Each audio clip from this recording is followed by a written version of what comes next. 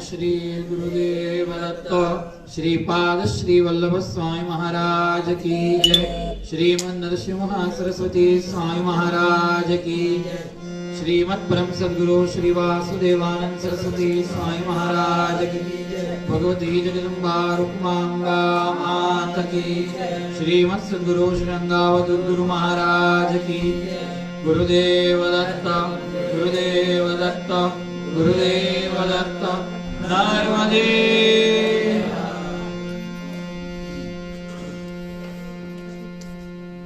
हरिशरणम भक्तवांछा कल्पतरु भक्तवत्सल शरणागत वत्सल दीनबंधु दया सिंधु कृपा सिंधु सद्गुरुदेव भगवान ની खूब कृपा करुणाથી આજે श्रीधाम नारेश्वर में भगवत प्रेरणा थी भगवत बल थी स्थले आप सौए भेगा थईने 4500 पाठ दत्तनाम संकीर्तन ना कर्या। 83 लाख वखत दत्त दत्त दत्त शब्द बधा बोल्या। दत्त दत्त नाम जप थयो एम करता एक महादत्त आज संपन्न थयो। भगवान महादत्त आपणा सौ पर कृपा करुणा करे के लघुमांथी आपणे महामां लई आव्या अने आपणे सौने ए भगवान दत्त महादत्त एमना अति दत्तना दर्शन करावे। अहींया गुरु महाराजे नाम संकीर्तन में पण वधारे महिमा तो अति दत्तनो गाता कह्युं छे। श्री दत्त दत्त अति सुंदर दत्त दत्त केवा सुंदर छे अति सुंदर थोड़ा सुंदर नहीं मोटा सुंदर नहीं लघु सुंदर नहीं महासुंदर नहीं अति सुंदर। तो भगवान महादत्त आपणा पर कृपा करे अने आपणे ए अति सुंदर भगवान ना दर्शन करावे एवी भगवानना चरणमां प्रार्थना। अहींया अति सुंदर केम कह्युं एनी पाछळ पण कारण छे के खाली सुंदरता में तो घणा बधा विशेषणो मूक्या छे गुरु महाराजे पण पछी आ पाछळथी शब्द मूकवामां आव्यो छे दत्तनाम संकीर्तन में पाछळना श्लोकोमां छे। श्री दत्त दत्त अति सुंदर दत्त दत्त के एटला बधा सुंदर छे के हवे विशेषणो आपता आपता एम लाग्युं के थाक चड्यो के हवे केटला विशेषणो आपवाना। गाता थाके ज्यां शेष कोण राखुं बहुकृतवेश। तो गुरु महाराजे पछी एक ज शब्द प्रयोगी दीधो के दत्त दत्त अति सुंदर दत्त दत्त भगवान अतिशय सुंदर छे। तमारे पहला दिवसे कह्युं तो तेम मालती देवी मांथी जो नर्मदाजीनी आसक्ति निकळे तो अति सुंदर एवा रंगनाथ स्वरूप श्री दत्तनी अंदर आसक्ति दृढ़ थाय એટલા માટે આ અતિ સુંદર શબ્દ પ્રયોગ કરવામાં આવ્યો છે। આપણો ક્રમ તો હજુ 18મા શ્લોકના પહેલા ચરણ સુધી પહોંચ્યો છે। श्री दत्त दत्त नति तुष्ट गणेश दत्त नमन थी संतुष्ट थनारा अने गणपति स्वरूप। आगळनो शब्द छे श्री दत्त दत्त कृति तुष्ट धनेश दत्त कृति थी जे तुष्ट छे। कृति एटले सत्कर्म अने सत्कर्म थी जे तुष्ट थाय छे कृति तुष्ट। बापजी कहता स्वयं आशीष तु सत्कर्म सत्कर्म पोते ज आशीर्वाद जेवुं छे माटे सत्कर्म करवा माटे कोईना आशीर्वादनी जरूर नहीं। सत्कर्म करीए ने एटले आपोआप आशीर्वाद आपणी पासे आवी जता होय छे अने ए सत्कर्मना अंते आपणे कोई पण कर्म पूरुं करीए तो छेल्ले बोलीए के परमेश्वर प्रियताम नमः सद्गुरुदेव प्रियताम नमः। भगवाने प्रसन्नता माटे आ कर्म कर्युं छे एटले ए कृति थी भगवान प्रसन्न थाय कृति तुष्ट। भगवान प्रसन्न थाय तो शुं आपे एटले अहींया આગળ खाली कृति तुष्ट ना कीधुं। श्री दत्त दत्त कृति तुष्ट धनेश दत्त भगवान धनना ईश्वर छे। अंदर गणगणाट ना करशो भगवान केवा छे तो के धनना ईश्वर छे। कृति तुष्ट कृति थी जे संतुष्ट थईने धनना ईश्वर छे ए आपणे शुं आपे छे तो के भाई धन आपे छे। तो कયું ધન આપે છે ભક્તિ રૂપી ધન આપે છે। હવે જો અહીંયા આગળ કોઈ એવો સ્પેસિફિકલી ઉલ્લેખ નથી કર્યો કે વિત્તના જ ઈશ્વર છે, એટલે કે પૈસા જ આપે છે. સત્કર્મથી ભગવાન પ્રસન્ન થાય એટલે સ્વાભાવિક છે કે બ્રાહ્મણો સંકલ્પ મુકાવે કે ભાઈ જે લક્ષ્મી પ્રાપ્ત છે એનું ચિરકાળ સુધી રક્ષણ થાય અને જે લક્ષ્મી નથી એ આપણને પ્રાપ્ત થાય. એટલે આ એક સામાન્ય ધનની વાત નથી કરવામાં આવી. યદ્યપી ભગવાન લક્ષ્મીપતિ તો છે, એમાં કોઈ આશ્ચર્ય નથી. ધનેશ એટલે કે ધનના ઈશ્વર કુબેર સ્વરૂપ પણ છે, એમાં કોઈ આશ્ચર્ય નથી. બાપજી કહેતા હતા કે કુબેરનો કોઠાર ખાલી થાય તો હું આપું, તારે એને મારી પાસે લેવા આવવું પડશે. બાપજી આવું બોલતા હતા. એટલે ધનેશ એ છે જ ભાઈ, કુબેરને ધનનો અધિપતિ બનાવનાર એ છે, તો એ ધનેશ છે, એમાં શું મોટી વાત? ધનના ઈશ્વર તો છે જ. પણ અહીંયા આગળ કૃતિ તુષ્ટતાને અને ધનના ઈશ્વરતાને બહુ લેવા દેવા લાગતો નથી આ આટલા સામાન્ય અર્થથી. માટે કૃતિથી જે સંતુષ્ટ થાય એ ઈશ્વર ધન આવું આપણને 2-5 લાખ 2-5 કરોડ રૂપિયા ધન આપે તો કેટલો ટાઈમ ચાલવાનો? ગુરુલામૃતમાં એક દોરો એવો પણ લખ્યો છે બાપજીએ કે જ્યારે કહે છે કે ભાઈ વરદાન માંગ, તો એ ભક્ત એવું કહે છે, મનમાં વિચારે છે ઝાલર ખાઈ રીજોની લીલામાં કે જો હું ધન માંગુ તો ખાનારા છોકરા નથી, જો હું છોકરા માંગુ તો ખવડાવવા અનાજ નથી, ધન નથી, બંને માંગુ તો આયુષ્ય નથી, તો એને જોઈને ભોગવશે કોણ? માટે એની એ ચરિત્રમાં વિષ્ણુ શર્માના આખ્યાનમાં છે, મારી ભૂલ થઈ, વિષ્ણુ શર્માના આખ્યાનમાં છે કે જો તું પ્રસન્ન થયો હોય તો તું મને ભગવાનના દર્શન કરાય. એટલે એનો અર્થ શું થયો કે શ્રેષ્ઠ ધન કયું છે? તો કે ભગવત પ્રાપ્તિ એ શ્રેષ્ઠ ધન છે. જ્યારે ભગવાન પ્રસન્ન થઈ જાય આપણા કોઈ કર્મથી, કોઈ કૃતિથી, ત્યારે ભગવાન આપણને ધનેશ છે, એમની જોડે અનેક ધન છે. એટલે અહીંયા આગળ ધનેશ શબ્દ કેમ મૂક્યો છે? થઈ આંધળો જે જ માંગે, મળે તે તે શંકા ના આગે, લભે ભક્તિ ભક્તો અનેક કામ કામી, લઈ સૌખ્ય અજ્ઞાનથી દુઃખગામી. જેને જે જોઈએ છે તેને તે ભગવાન આપે છે. કોઈને પૈસા જોઈએ તો પૈસા આપે છે, કારણ કે ધન એની જોડે બધું જ ધન છે. કોઈને પુત્ર જોઈએ તો પુત્ર આપે છે, કોઈને પત્ની જોઈએ તો પત્ની આપે છે, કોઈને જેને જે જોઈએ તે ભગવાન આપે છે. પણ પાછું બાપજી એક સાવધાની બતાવી કે લભે ભક્તિ ભક્તો ભક્તિ માંગે છે તો એને ભગવાન ભક્તિ આપે છે. અનેક કામ કામી, જેને જે જોઈએ છે તે આપે છે. પણ જે કામી છે, જેને અનેક વસ્તુ જોઈએ છે ભગવાન સિવાયની, એને ખબર નથી કે આ બધી વસ્તુ દુઃખગામી છે. માટે એને એવું લાગે છે કે આમાં સુખ છે, એટલે લહી સૌખ્ય અજ્ઞાનથી દુઃખગામી. આ ધનેશ જોડે બહુ એક પ્રચલિત વાર્તા છે કે એક રાજા એવું કીધું કે ભાઈ આજના સવારના 7 વાગ્યાથી સાંજના 5 સુધી આ ઉદ્યાન ખુલ્લું છે અને એની અંદર લખલૂટ સંપત્તિ છે, તમારે જે જોઈએ તે માંગી લો. તો બધા જેવા ઉદ્યાનમાં પ્રવેશ્યા તો ખાવા પીવાની સરસ લહેરી હતી, થોડાક આગળ ખાઈ પીને તૃપ્ત થઈને ગયા તો નર્તકી નૃત્ય કરતી હતી. સાંજના 5 વાગ્યા સુધી બધા ખાનપાનમાં રમ્યા કર્યા અને 5:15 વાગ્યા સિપાહીઓ આવ્યા બધાને કાઢી મૂક્યા. પણ એક ચતુર ચાલાક હતો, એણે શું વિચાર્યું કે જો હું રાજા બની જાઉં તો આ તો બધું મને મળવાનું જ છે. એ કશામાં લોભ કર્યા વગર આંખ બંધ કરી અને સીધો રાજા પાસે પહોંચી કર્યું કે તમે ઉભો થઈ જાઓ, મારે તમારું સિંહાસન જોઈએ છે. તો આ ભગવાન આપવા જ બેઠા છે, ધનેશ છે. અત્રિ મહારાજ જેવા કોઈ ભાગ્યશાળી એવું કે મને તમારા જેવો પુત્ર થાય એવું વરદાન આપો. એટલે તમે જ ત્રિમૂર્તિ આપ્યું સ્વાત્મ વરદાન, મને તમે જ જોઈએ છે. આ ધનેશ છે. સ્વામી મહારાજ જો શું માંગે છે? સ્વામી મહારાજ તુજે ભક્ત કરીતી જરી ધાવા, અવતાર ધ્યાવા દેવા દુજાય અવતાર, ધરાયા ઉશીર લાગે લકી ફાર, માયા નાથા દુષ્કર યાચા કરી म्हणून વિશિતરી મીન આન માગે, ન માગે વૈકુંઠ. સ્વામી મહારાજ કહે છે મારે વૈકુંઠ પણ ન માગે વૈકુંઠ. તુજી તી મીરાસ તીચી ના મહાસ ખાસ આસ, આસ રિદ્ધિ સિદ્ધિ ચતુર્મુક્તિ ચીન, મારે મુક્તિ પણ જોઈતી નથી. આવું આપણાથી ના કહેવાય. કેમ કે આપણે સામાન્ય લાડુમાં ખુશ થઈ જનારા જીવ આજે બધા પ્રેમથી શ્રી દત્ત પ્રિય મોદક દત્ત. હવે મોદક એટલે આ મોદક તો ખરા જ જાણે કે આનંદ કરવાનો, પણ મોદ એટલે આનંદ ખરો. પણ આનંદના અલગ અલગ કેટેગરી છે કે આપણે કોઈને યાદ કરીએ ને, જેમ કે લાડુને યાદ કર્યા, જેને બહુ લાડુ ભાવતો હોય એને પ્રસન્નતા થાય, આનું નામ મોદ છે. લાડુને જુએ કે હવે હું ખાઈશ, આજે પ્રસન્ન થાય એને પ્રમોદ કહેવાય. અને લાડુ ખાઈએ અને પછી જે તૃપ્તિ થાય એને આનંદ કહેવાય. તો મોદ, પ્રમોદ અને આનંદ આ 3 કેટેગરી છે આનંદની.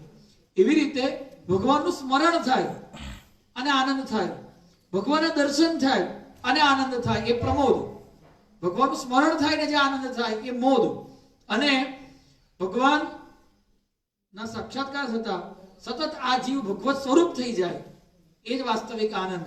મારા મન મંદિરિયામાં આજે આનંદ આનંદ, હુંમાં તુંનું મોત નિહાળ, તુંમાં હુંની ક્યાંય ન ભાળ, રંગ ક્યાં છે કાયા કાળ. આજે આનંદ આનંદ તો એ ભગવત સ્વરૂપ થઈ ગયા. મોદ પ્રમોદ આનંદ સદા હી, આવું પણ એક જગ્યાએ બાપજી ભજનમાં લખ્યું છે ભગવાનના સ્વરૂપ માટે. તો ભગવાન દત્ત કેવા છે? શ્રી દત્ત દત્ત પ્રિય મોદક દત્ત દત્ત. મોદ ક એટલે કે આપનારા. ભગવાન દત્ત નું સ્મરણ કરતાની સાથે જ આપણને આનંદ થાય, આવા ભગવાન દત્ત છે, પ્રિય મોદક છે ભગવાન દત્ત. તો મૂળ આપણી જે ચર્ચા ચાલતી હતી કે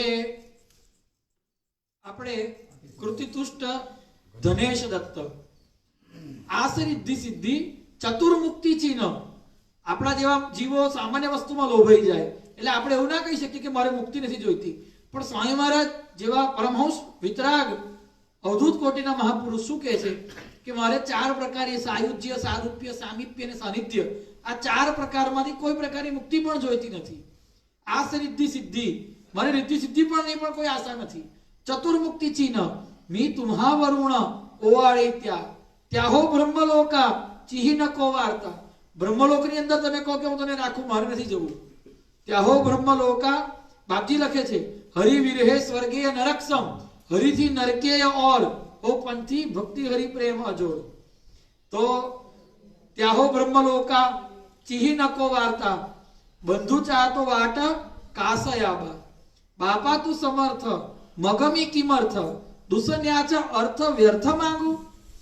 તું સમર્થ બાપ છે. આપણે શું કહે છે? સમર્થ સદગુરુ રંગાવધૂત મહારાજ કી જય. સમર્થ છે, તું બધું આપી શકે એમ છે. તો પછી આવું સામાન્ય બ્રહ્મલોક. ભાઈ એક વસ્તુ એવી છે કે વડાપ્રધાનનો છોકરો હોય, એ વડાપ્રધાનનો છોકરો એવું કે મને અડધો વીઘો જમીન ખરીદી આપો ને કોઈ જગ્યાએ, મને આધી રાત તમારી ખોલીમાં રહેવા દેશો, તો કેવું હાસ્યાસ્પદ લાગે. આપણે જો અનંત કોટી બ્રહ્માંડ નાયકના પુત્ર છીએ તો બ્રહ્મલોકમાં જવા વાળો તો આપણો અધિકાર હોય. આપણે ભગવાનના છીએ. અનંત કોટી બ્રહ્માંડમાં આપણે ગમે ત્યાં ફરીએ, આપણી મસ્તીમાં આવે. કેમ? તો કે આપણે સમર્થના પુત્ર છીએ. સ્વામી મહારાજ કહે છે ત્યાહો બ્રહ્મલોકા ચિહ્ન કો વાર્તા, બંધુ ચાતો વાટ કાસયાબા. બાપા તું સમર્થ મગમી કિમર્થ, દુસન્યાચા અર્થ વ્યર્થ માંગુ. સામાન્ય સામાન્ય વસ્તુ માંગુ. તું ધનેશ છે તો સામાન્ય સામાન્ય ધન ના માંગુ. શું માંગુ? માંગુ હેચી ધન, એ જ ધન માંગુ. કયું? દે તુજે દર્શન, તું મને દર્શન આપ, મારે આ જ ધન જોઈએ છે. વાસુદેવ આન ધન નકો. વાસુદેવ કહે છે બીજું બધું મારા મનમાં ધન જેવું છે જ નહીં. એટલે આપણે જેને ધન માનીએ છીએ અને જેના પ્રત્યે આપણે દિવસ રાત લાલાયિત છે, ધનની જરૂર છે જ, મારે જરૂર છે, તમારી જરૂર છે. એના વગર આપણા વ્યવહારો શક્ય નથી. પરંતુ એ ધન આપણા મનમાં બેસી ગયું છે, એના કારણે જ આપણી દુર્ગતિ થઈ છે. કારણ કે બાળક જન્મે, થોડુંક મોટું થાય એટલે રમવાનું તો હવે બાજુ પર જતું રહ્યું, એને ભણવા જ બેસાડી દે અને એને એક જ વસ્તુ શીખવાડવામાં આવે કે નહીં ભણે તો નહીં કમાય, નહીં કમાય તો પૈસા નહીં આવે, પૈસા નહીં આવે તો તારી જોડે કોઈ બોલશે નહીં. એટલે નાનપણથી એ સંસ્કારો ઘર કરતા કરતા કરતા એટલી હદ સુધી થઈ જાય કે એ જ મા બાપ પછી, એ જ બાળક પછી જ્યારે મા બાપ ઘરડા થાય તો એની દવાના પણ પૈસાની ગણતરી કરતું થઈ જાય. આ મા બાપ જ બાળકની અંદર સંસ્કાર ધનના ઇમ્પોર્ટન્સ નાખે છે.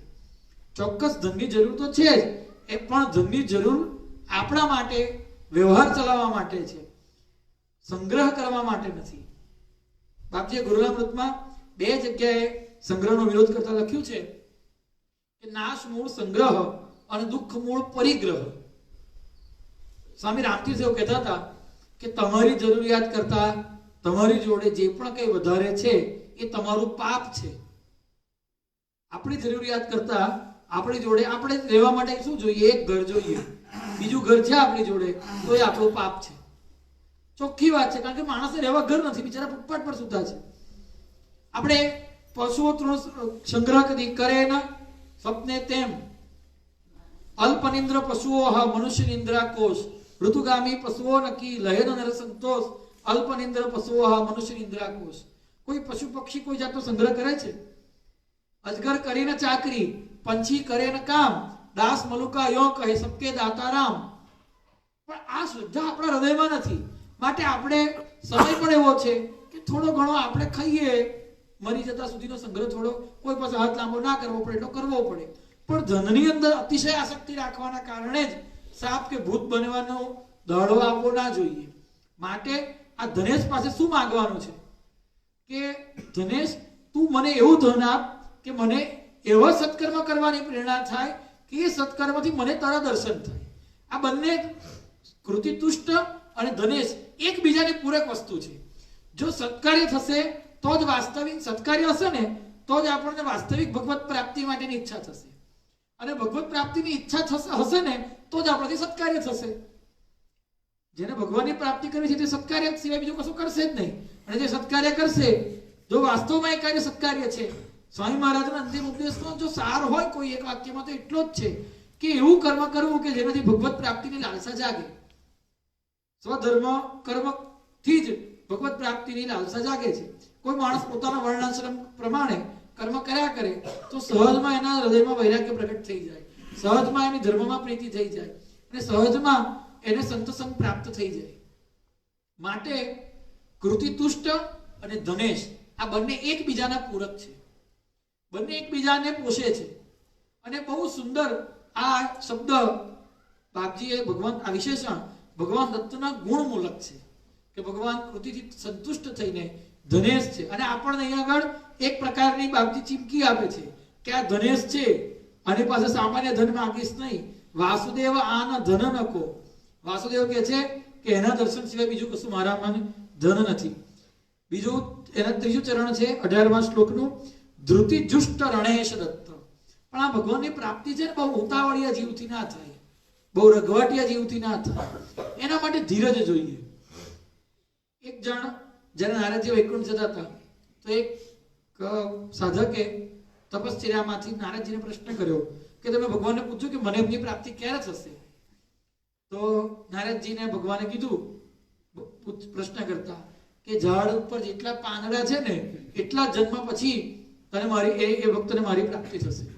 એ ભક્ત નાચવા માંડ્યો આનંદમાં. કેમ? મને ભગવાન મળશે ને, ભલે આ ઝાડના તો ગણી લેવાય એટલા પાંદડા છે, એટલા જન્મ લેવા પડશે તોય શું થઈ ગયું? હું તો ભજનમાં લાગેલો છું ને, મને મુક્તિ મળે કે ના મળે પણ મારું ભજન તો ચાલુ છે ને, હું વિમુક્ત નથી ને. એટલે અહીંયા આગળ આ શબ્દ મૂક્યો કે બસ મને ભગવાન ના મળે તો હું આપઘાત કરી લઉં, આવું કોઈના મગજમાં ના આવે. એટલા માટે એ શબ્દ મૂક્યો ધૃતિ જુષ્ટ રણેશ દત્ત. ધીરજથી સેવાયેલા. ધૃતિ જુષ્ટ એટલે ભગવાનને એ જ પ્રાપ્ત કરી શકે છે કે જેના હૃદયની અંદર ધીરજ છે, જેના હૃદયની અંદર રાહ જોવાની ટેવ છે. આપણે કોઈને ટાઈમ આપ્યો હોય કે 5 વાગે હું આવીશ તમને મળવા માટે, આપણે 5 વાગે ના જઈએ, પેલો માણસ કેટલો ગુસ્સે થાય. કે કોઈ આપણને ટાઈમ આપ્યો હોય કે 5 વાગે આવીશ ને આપણે 5 વાગે ના જઈએ તો કેટલો ગુસ્સે થઈએ આપણે, કેમ ના આવ્યો, આમ છે તેમ છે. પણ તમે જરાક વિચાર કરો કે આપણા ઘરેની જ્યારે વાત હોય ને, આપણને કોઈક લાભ થવાનો હોય અને કોઈ આપણને કીધું હોય કે હું 2 વાગે આવીશ અને એ રાતના 2 વાગે આવે, બપોરે 2 કહીને. પણ જો આપણને 2-5 લાખનો લાભ થવાનો હોય તો આપણે એક અક્ષર બોલીશું? નહીં બોલીએ. ના બહુ કશો વાંધો નહીં, મોડું થયું ને તો થાય. હવે તો બધું તમે કેટલા મોટા માણસ આયા તો ખરા ભાઈ, કશું બોલીશું તો જતો રહેશે, આવતું છે. માટે એક વિરહ વસ્તુ અલગ છે, ભગવત પ્રાપ્તિ માટેની વ્યાકુળતા, વિરહ દશા એ વસ્તુ અલગ છે. હમણાં થોડાક વખત પહેલા 1 કલાક પહેલા એ વિષય ઉપર મારા મયુર કાકા જોડે ચર્ચા થઈ હતી કે ભાઈ જો ના દહી મને દિયે કુરંગન પ્રગટ પારધી જાવે, 84 ઉપર ચર્ચા થઈ કે એક વિરહ દશા અલગ વસ્તુ છે કે ચિત્તમાં વ્યાકુળ થઈ જાય ને પ્રેમીના, તો પછી એ ભગવત પ્રેમી જે જીવ છે, જે સાધક છે, એ પછી કોઈનું સાંભળી શકે નહીં, કોઈનું કાન પર ધરે નહીં. પણ એવી સ્થિતિ ના આવે ત્યાં સુધી આપણે ધીરજથી ભગવાનને સેવવા જોઈએ. પછી હવે થોડાક ટાઈમ નામ સંકીર્તનનો પાઠ કર્યો પછી કે હવે કઈ બહુ મજા આવતી નથી, કઈ થતું નથી, હવે તો કર્યો તો એ વખતે બધા ભેગા હતા, ગયા હતા તો હવે 4 દાડા રહી ગયા, હવે કઈ બહુ થાય નહીં, આવો જ્યારે ભાવ આપણે ચિત્તની અંદર આવે તો ભગવાન, કારણ કે આપણે કોઈને કહેવાનું બતાવવાનું નથી, એ તો અંદર બેઠો બેઠો નોટિસ કરે છે. અંદર બેઠો છે, અંતર્યામી સચ્ચિત સુખ, અંતર્યામી અંતરે બાહિર સદગુરુનું, બરાબર, અંદર બેઠો બેઠો નોટિસ કરે છે આપણા ભાવને. કોઈને આપણે જગતે છેતરી શકીશું, જગદીશ્વરને જગતનાથને થોડું છેતરી શકાશે. એટલે અંદર બેઠો બેઠો નોટ કરે છે આપણો ભાવ. આપણે ધૃતિ જુષ્ટ ધીરજથી ભગવાનને સેવવા જોઈએ. કે આજે મને આ ભાઈએ પ્રશ્ન કર્યો હતો કે આપણે આટલા પાઠ કરીએ, એનો ભાવ બહુ સારો હતો, તો આટલા વખતમાં એક લઘુદત્ત થઈ જાય ને. એટલે મેં કીધું તું ભાઈ થઈ તો બધું જ જાય, પણ આપણે એવું એટલા માટે નહીં કરવાનું કે બાપજી આપણને બધા માટે, આપણે બધા માટે એવું કીધું છે કે ગુજરાતીઓ આરંભે સુરા. હમણાં હું જુસ્સો ચડાવું તમને બધાને કે આપણે અત્યારે બેસીને બીજો મહાદત્ત શરૂ કરી દઈએ તો હમણાં બધા નવું નવું આયોજન પણ થઈ જાય, ચાલુ પણ થઈ જાય. પણ પછી 24 કલાક પછી એટલે આ કોણે સૂચ્યું? કેતા દીવાના સુનતા દીવાના. કહેવાનો મતલબ શું છે આનો? હસાવા પાછળનું કારણ એક જ છે કે બધા ચિત્ત પ્રસન્ન રહે. થાક્યા પણ ખૂબ છો, અને બહુ મોટી વાત બહુ સરળતાથી સમજમાં આવી જાય આપણા કે ભગવાનને ધીરજથી સેવાના છે, ધૃતિ જુષ્ટ. કારણ કે આ રણ છે, રણેશ. રણમાં આપણે શેના માટે જઈએ? લડવા માટે જઈએ, બરાબર છે. તો ભગવાને આપણને અહીંયા આગળ લડવા માટે જ મોકલ્યા છે. શેની જોડે લડવા માટે? પોતાના જ વિકારો જોડે, પોતાના જ અંતર શત્રુઓ જોડે લડવા માટે મોકલ્યા છે. અંદર જ બેઠેલા છે, કામ કરો તો બહાર કોઈ પજવતું જ નથી, કોઈ આપણને બહાર ગુસ્સો કરાવતું જ નથી, જ્યાં સુધી આપણે ગુસ્સો નથી કરવો હોતો ત્યાં સુધી. આ અંદરના વિકારોને શાંત કરવા માટે ભગવાને આપણને આ લડવા માટે મોકલ્યા છે.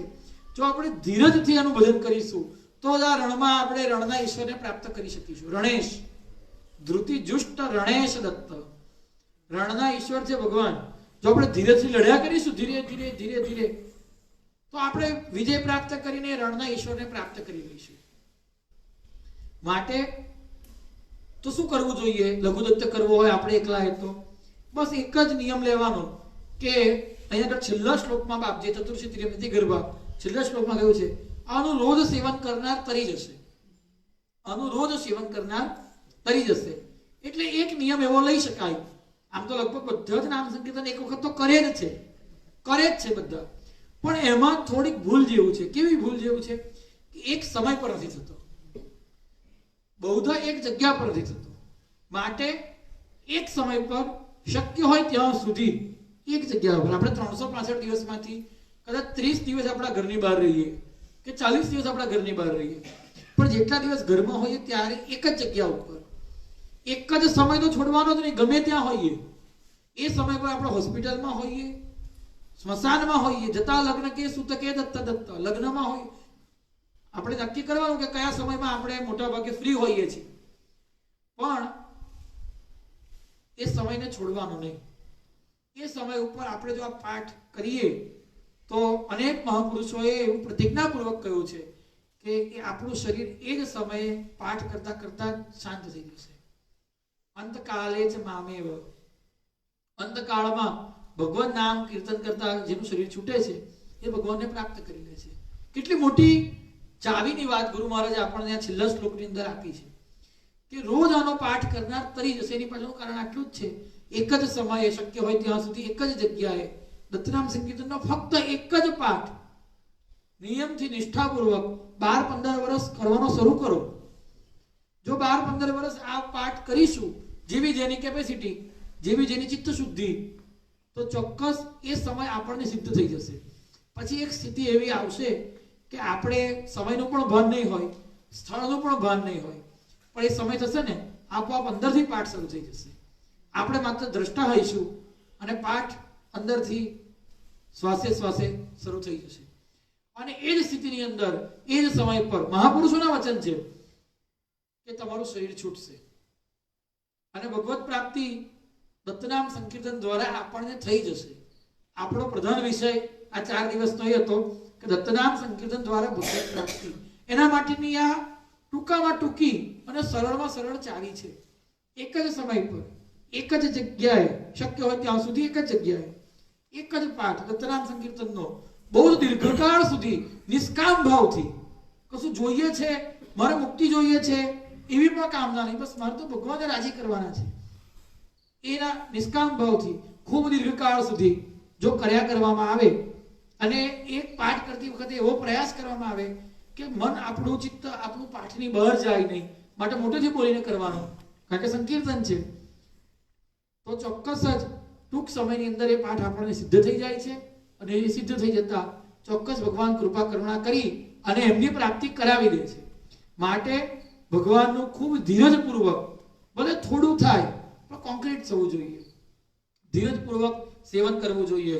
શ્રી દત્ત કૃતિતુષ્ટ ધનેશ ધૃતિજુષ્ટ રણેશ દત્ત, અને આ ભગવાન આજે પણ અહીંયા જ છે, એવું નથી જેમ કે રામાયણમાં આવે છે કે રામા અવતાર પૂરો થયો, ભગવાનનો અવતાર કાળ એટલે ભગવાને સ્વધામ ગમન કર્યું, બરાબર. કૃષ્ણ અવતાર પૂર્ણ થયો તો ભગવાને ગોલોકમાં સ્વધામ ગમન કર્યું, ભગવાન રામચંદ્રે સાકેત ધામમાં ગમન કર્યું. પણ ભગવાન દત્તનું અવતાર કાર્ય શું છે તો કે જીવોનો ઉદ્ધાર કરવાનો, અજ્ઞાની જીવોને જ્ઞાન આપવાનું, યોગ જ્ઞાન વૈરાગ્યનો કરે અપૂર્વ બોધ. આ કાર્ય હજુ સુધી પૂરું થયું નથી. કેમ પૂરું નથી થયું? હજુ આપણે બધા અબુદ્ધ જ છીએ, હજુ આપણી અંદર જ્ઞાન પ્રગટ થયું જ નથી, આપણી અંદર વૈરાગ્ય આવ્યો જ નથી, આપણે યોગ પ્રાપ્ત, ભક્તિ યોગ પ્રાપ્ત થયો જ નથી. માટે એમનું કાર્ય પૂરું કરવા માટે ભગવાને આવવું તો પડશે જ આપણી પાસે. એટલે ભગવાને એમનું અવતાર કાર્ય પૂરું કર્યું જ નથી, એમનું અવતાર કાર્ય ચાલુ જ છે. તો ભગવાન અત્યારે પણ છે જ, ભગવાન દત્તનો લીલા સમાપ્તિ બતાવી જ નથી. તો ક્યાં છે? ભુવિ ગુપ્ત વનેશ દત્ત, એ પૃથ્વી ઉપર ગુપ્ત છે. અત્યારે પણ ભગવાન દત્ત કોઈને કોઈ સિદ્ધ મહાપુરુષના રૂપમાં ગુપ્ત છે, એ પ્રગટમાં ફરે નહીં. ફરતા હોય તો ખબર પણ ના પડે. કેમ ના ખબર પડે? સદા રહે અપન પો દુરાય, સબ વિધિ કુશલ કુવેશ બનાય. માટે તમે જુઓ, બાપજીનો જે અવતાર કાળ હતો ને, સ્વામી મહારાજનો અવતાર કાળ, આજીવન સ્વામી મહારાજ વાહનમાં તો બેઠા જ નથી, ખુલ્લા પગે આખું ભારત ભ્રમણ 3 વખત કર્યું અને મોટા ભાગે જંગલ માર્ગે જ વિચર્યા, ગામડાઓના માર્ગે જ વિચર્યા. મોટા મોટા મંદિરો બાંધવામાં સ્વામી મહારાજ માનતા જ નતા. એવું માનતા હતા કે પ્રત્યેક ગામમાં જવાનું, ગામડે ગામડે ફરીને લોકોના ઘરની અંદર ધર્મની સ્થાપના કરવાની છે. ગામડે ગામડે, શેરીએ શેરીએ, ગલીએ ગલીએ ફરીને જેનો જે વર્ણ છે એને તેના ધર્મમાં પ્રવૃત્ત કરવાનો છે અને એમ કરતા એને ભગવત પ્રાપ્તિ કરાવવાની છે. અને એટલા માટે જ સ્વામી મહારાજના ભક્તો કન્યાકુમારીથી લઈને બ્રહ્માવર્ત સુધી, હિમાલય સુધી તમને જોવા મળશે.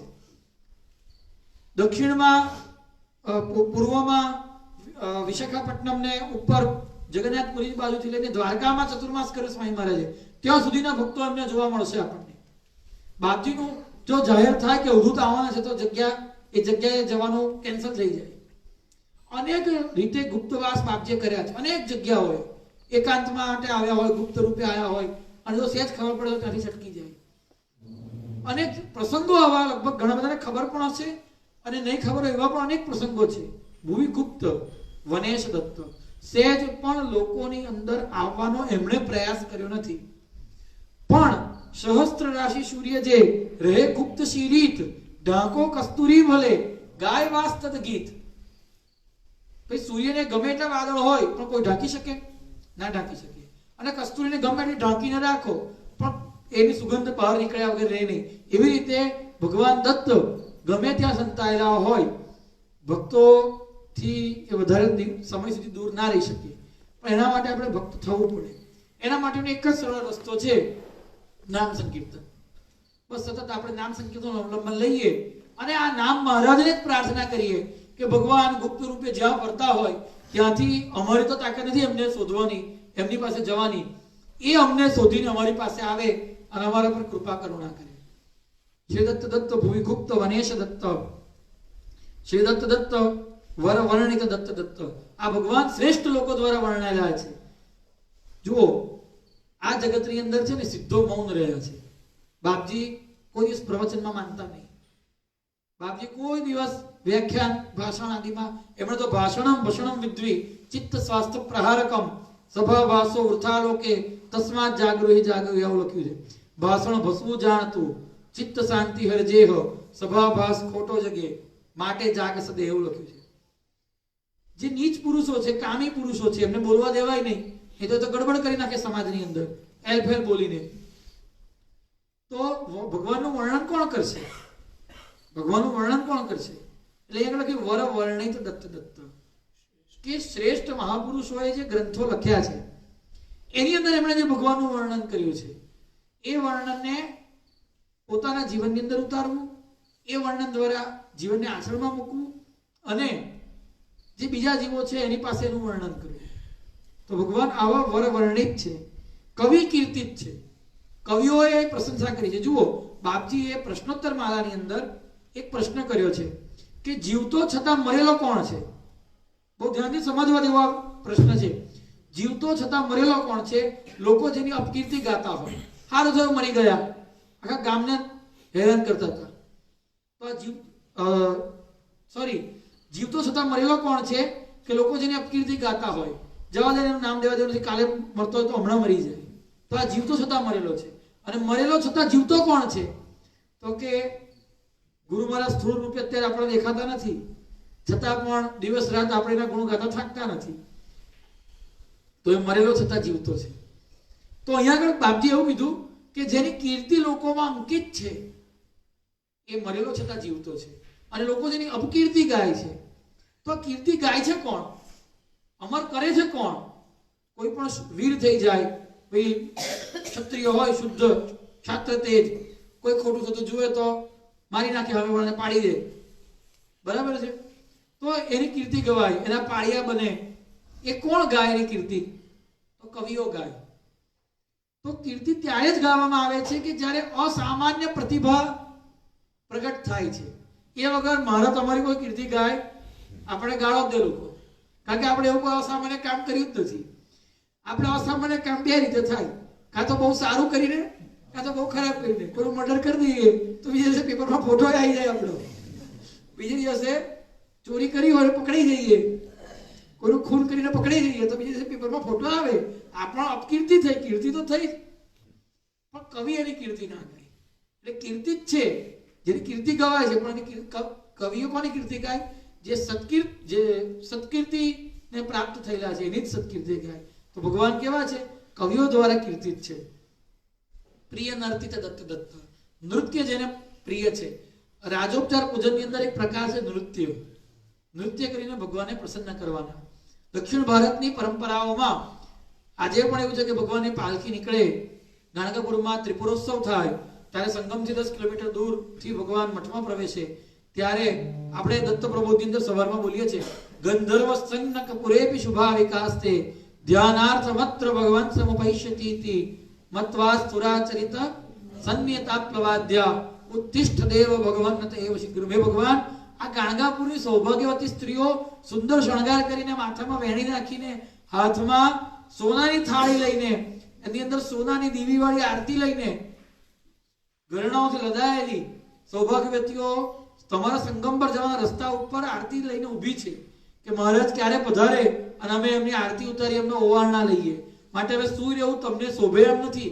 તમે જલ્દી ઉઠો અને ગાણગાપુરની ગલીમાં નીકળો બહાર હવે આગળ, અને સંગમ પર સ્નાન કરવા જાઓ. તો સૌભાગ્યવતી સ્ત્રીઓ તમારી આરતી ઉતારી અને એમના ગૃહ કાર્યમાં પ્રવૃત્ત થાય. આવો ભાવ સ્વામી મહારાજે પ્રગટ કર્યો છે. તો તેવા વખતે જ્યારે આજે પણ ભગવાનની પાલખી નીકળે છે ત્યારે ત્યાં આગળ નૃત્યનું આયોજન કરવામાં આવે છે. પાલખી ભગવાનની ઊભી રહે, ભગવાનને પરિશ્રમ ભોગ અર્પણ કરવામાં આવે, પરિશ્રમ પેય પીવડાવવામાં આવે, એટલે કે શરબત પીવડાવવામાં આવે, અને ભગવાનની પાલખી છે ફેરવવામાં આવે, અને સુંદર કર્ણાટકી, મહારાષ્ટ્રીયન, દ્રવિડનું એવું સુંદર નૃત્ય, અલગ અલગ પ્રકારની.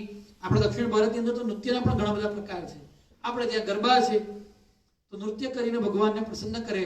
પ્રિય નર્તિત દત્ત દત્ત અને ભયવર્જિત દત્ત દત્ત. આવો જ્યાં નિત્ય આનંદ થયા કરતો હોય ત્યાં કોઈ જાતનો ભય હોય ખરો? માટે આપણે પણ સતત ભગવત સ્મરણ કરીએ જ છે, ભગવત ચિંતનમાં રત રહીએ જ છીએ. આ 4 દિવસથી તો રહીએ જ છે. માટે આપણે કોઈ પણ પ્રકારનો ભય રાખવાની જરૂર નથી. જો ગુરુ સ્મરણ જો ચિત્તમાં, કોણ બાપડી બીક, કાળ મૃત્યુ બાધે નહીં, ક્યાં મૃત્યુ ધીક. ભયવર્જિત દત્ત દત્ત. અને આજનો છેલ્લો શ્લોક, 20મો શ્લોક. શ્રી દત્ત દત્ત વ્રજ ભૂષણ દત્ત દત્ત. જે વ્રજ વૃંદાવનના આભૂષણ છે, શ્રી કૃષ્ણચંદ્ર સ્વરૂપ છે, વ્રજના ભૂષણ છે એવા ભગવાન કૃષ્ણનું પણ અહીંયા આગળ વર્ણન કરે છે બાપજી. અહીંયા આગળ પ્રિય મોદક કહીને ગણપતિનું પણ વર્ણન કરે છે, નથી તુષ્ટ ગણેશ કહીને ગણપતિનું પણ વર્ણન કરે છે. સુજટાધર શિવજી પણ આવી જાય છે. અહીંયા કોઈ સાંપ્રદાયિકતાના વાડામાં બંધાયેલી વાત નથી. બાપજી દત્ત અનેક રૂપે એક તું, એક રૂપે અનેક, એકની અંદર અનેકની કલ્પના છે, અનેકની અંદર એકની કલ્પના છે. ભેદા ભેદ એટલા ખેદ, એક અભેદ જાણો નિર્વેદ. બાપજી લખે છે ભેદમાં ખેદ અભેદ નિર્વાણ છે, ભક્તિમાં શક્તિ સઘળી પ્રકાશે. ભક્તિ નાવે ચડી, આ નામ સંકીર્તન રૂપી નાવ, ભક્ત ભવને તરી, નિજ સ્વરૂપે હરિ તેજ થાશે. માટે અહીંયા આગળ કોઈ નિષ્ઠા મેરુદત્ત દિગંબર એક હિ તારહાર એ બરાબર છે, પણ બીજા કોઈ દેવની અહીંયા અવહેલના ન થાય માટે ભગવાન કૃષ્ણના ચરિત્રનો ઉલ્લેખ કરે છે કે વ્રજના ભૂષણ છે. એ જ દત્ત વ્રજના ભૂષણ બન્યા રામકૃષ્ણ રૂપે તેમ. બરાબર. શ્રી દત્ત દત્ત વ્રજ ભૂષણ દત્ત દત્ત, શ્રી દત્ત દત્ત દિત દૂષણ દત્ત દત્ત, દૂષણને દૂર કરે છે. એ જ ભગવાન અરિસુદન છે. અરિસુદન, અરિ એટલે શત્રુ. હવે ભક્તનો કોઈ શત્રુ હોય ખરો? ના હોય. પણ વાસ્તવમાં શત્રુ આપણી અંદર, મેં કહ્યું આપણી અંદર જ બેઠેલા છે. તો ભગવાન શું કરે છે? સડરીપુ સંહારમ. શેમાં બોલીએ છીએ આપણે? આરતીમાં. સડરીપુ સંહારમ. 6 પ્રકારના શત્રુઓ છે: કામ, ક્રોધ, લોભ, મોહ, મદ, મત્સર. આ આદિ જે 6 શત્રુઓ છે એનો ભગવાન સંહાર કરે છે. અરિસુદન દત્ત દત્ત, શ્રી દત્ત દત્ત દિત દૂષણ દત્ત દત્ત. આ જે અરિ છે, 6 શત્રુઓ છે, એ જ શત્રુઓના ગુરુઅમૃતમાં ઉલ્લેખ આપ્યો છે. કામના પુત્રો કોણ છે? લોભના પુત્રો કોણ છે?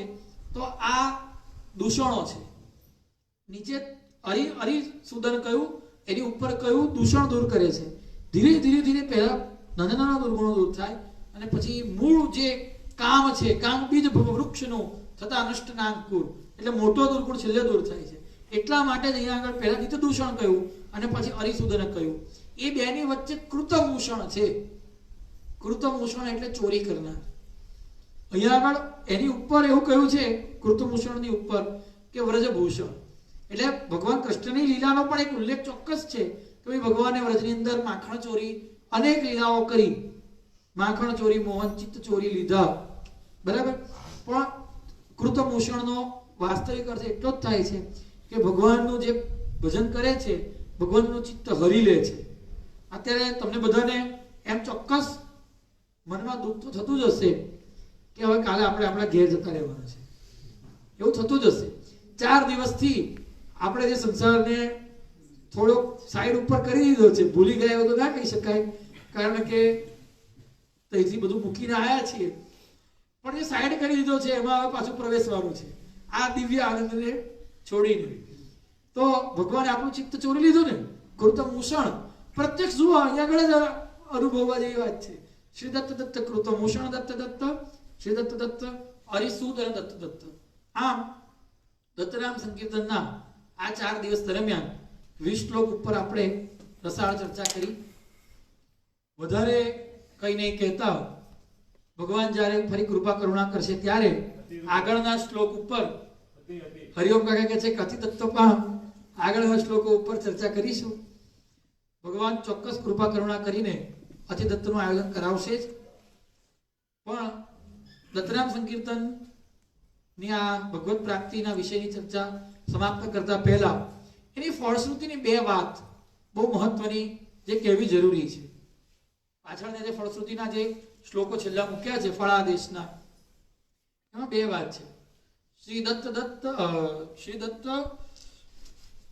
દત્ત વચસા વદ ભદ્ર જીવ હે, શ્રી દત્તમેવ ઉપસાચર્ય વંદ્ય સાધો. બોલો બોલો, તમે બધા પાઠ કર્યો ને? શ્રી દત્તમેવ શીર્ષાનવ રંગદીન. ખોટું બોલ્યો.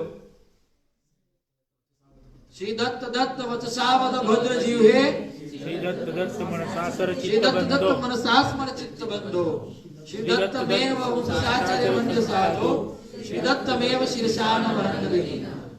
તો શ્રી દત્ત દત્ત વચસા વદ ભદ્ર જીવ હે. જીવ હે એટલે જીવ, એની આગળ શું શબ્દ મૂક્યો? ભદ્ર. ભદ્ર એટલે કલ્યાણ કરનારી. આ જીભ કલ્યાણ કરનારી ક્યારે થશે? કે જ્યારે ભગવાનનું ભજન કરશે. આ મન કલ્યાણ કરનારું ક્યારે થશે? જ્યારે ભગવાનનું ભજન કરશે. આ શરીર વંદનીય ક્યારે થશે? કે જ્યારે ભગવાનની સેવામાં ઘસાશે.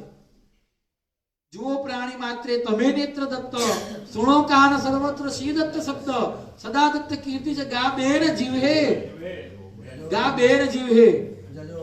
જજો બંધુ હે પાદ શ્રીમદ પદે, હે મારા ભાઈ પગ તું ચાલીને ભગવાનની પાસે જા. ઓ બેન જીવ તું સતત ભગવાનના ગુણાનુવાદ ગા.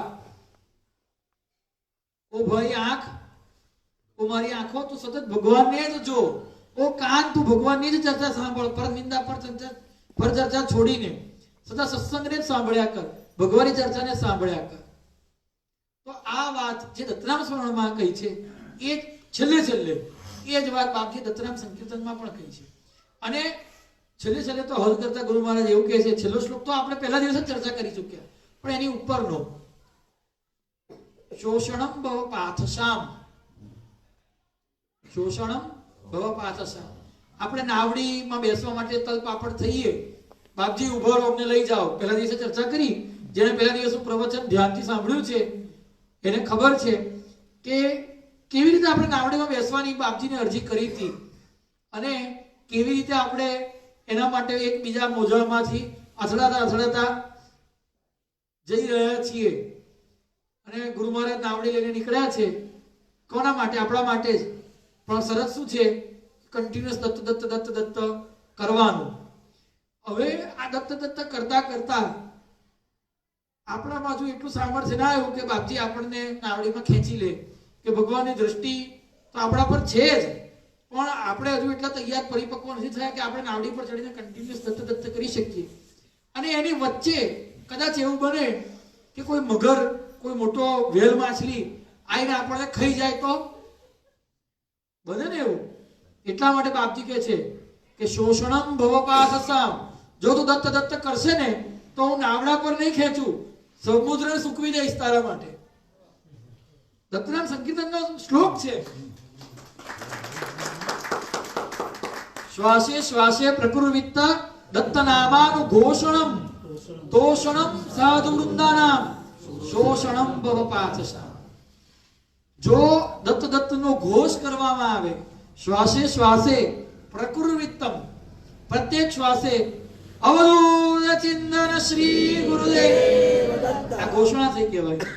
દત્તનામ સંકીર્તન એક શબ્દ મૂક્યો છે, શ્રી દત્ત દત્ત વર ઘોષણ દત્ત દત્ત. વર એટલે શ્રેષ્ઠ, ઘોષણા કરનાર. તો આનાથી કઈ મોટી ઘોષણા હોઈ શકે? અચ્છા, ભગવાને ઘોષણા શું કરી છે ગીતાની અંદર? સર્વ ધર્માન પરિત્યજ્ય મામેકમ શરણમ વ્રજ અહમ ત્વામ સર્વ પાપેભ્યો. આ ઘોષણા છે ભગવાને, વર ઘોષણ દત્ત, કે તું બધું છોડીને મારા શરણે આવતો રે. આ કરવું, આ કરવું, આ કરવું, આ કરવું, પાઠ કરું કે યોગ કરું કે ધ્યાન કરું કે જપ કરું કે પૂજન કરું કે યજ્ઞ કરું કે તીર્થાટન કરું કે ક્રિયા યોગ કરું, શું કરવું? બધું છોડીને મારું શરણ પકડીને દત્ત દત્ત કર્યા કર, આ નામ સંકીર્તનનો પાઠ કર્યા કર. આવી ભગવાન ઘોષણા કરે છે. શ્રી દત્ત દત્ત વર ઘોષણ દત્ત દત્ત. શ્વાસે શ્વાસે પ્રકૃવિત્ત દત્તનામાનું ઘોષણમ તોષણમ સાધુ વૃંદાનામ. એનાથી શું થશે? સાધુ વૃંદ પ્રસન્ન થઈ જશે.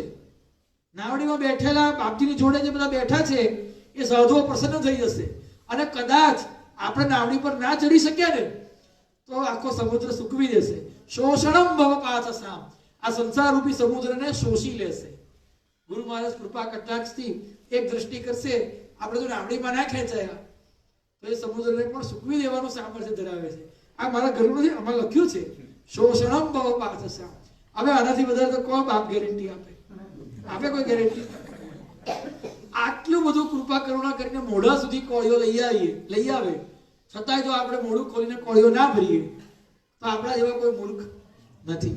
માટે કામો કલ્પ દ્રુમહેશ સાધુ વૃંદાન સેવિત દત્તાત્રેયો મહાયોગી કલૌ કળિયુગમાં શ્રી દત્ત દત્ત કલિતારક દત્ત દત્ત કલૌ શ્રીપાદ વલ્લભ ચતુર્શિતિરિયમ નદી ગર્ભ ચતુર્શિતિ વિનાશ ફલેકા હર હર પ્રયતેર સેવ્યા ભવજલામ બુધિ પારણ નૌકા. અરે ધન્ય તેજાય જે દત્ત પાસ, ખરે ધન્ય તેજે ભજે દત્ત ખાસ. આપણે ખાસ ભગવાનનું ભજન કર્યું 4 દિવસ. અરે ધન્ય તેજે ભજે દત્ત ખાસ, આહા ધન્ય તેજે સ્તવે દત્ત દીન. જુઓ, શ્રી દત્ત ભગવાન પ્રિય દીન દત્ત, શ્રી દત્ત ભગવાન પ્રિય હીન દત્ત. આ વિષય ઉપર અનેક વખત હું ચર્ચા કરી ચૂક્યો છું કે ભગવાનને દીન અને હીન જેવો જ પ્રિય છે. આ ધન્ય તેજે સ્તવે દત્ત દીન. અને પછી થાય શું? નાવડીમાં ચડી ગયા, નાવડીમાં ભોળી ગયા.